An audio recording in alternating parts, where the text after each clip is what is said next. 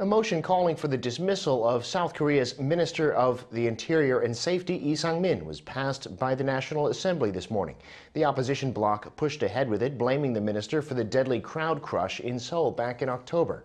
The vote was boycotted by the ruling bloc, and President Yoon had previously suggested that it would not be the basis of any decision on the Interior Minister's future.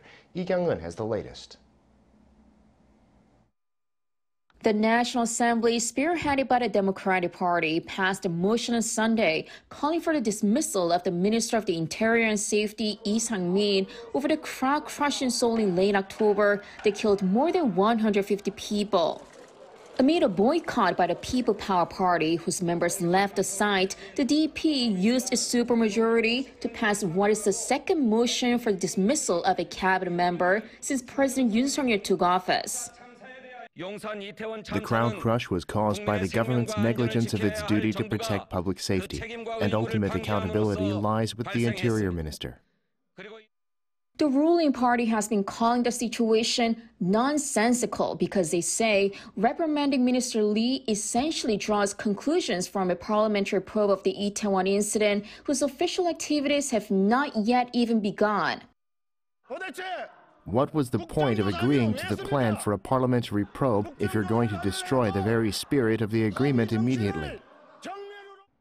The motion has no legal force to unseat the minister, and is almost certain to be rejected by President Yoon Suk-yeol, like it did with the dismissal motion for Foreign Minister Park Jin in September over controversy surrounding President Yoon's overseas trip.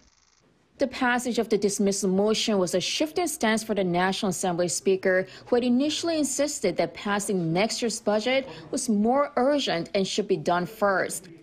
But with the rival parties' budget negotiations still stuck, the Speaker on Saturday decided to do it the other way around, given the motion's 72-hour deadline. I've decided to put the motion up for a vote in order to keep the legally stipulated deadline for dismissal motions. For the budget, Speaker Kim proposed that the rival parties draw up a compromise by the 15th. Key areas of contention are still spending cuts and tax revisions. Some observers are concerned, however, that Sunday's dismissal motion could intensify disputes in these areas and elsewhere. Kyung-eun, Arirang News.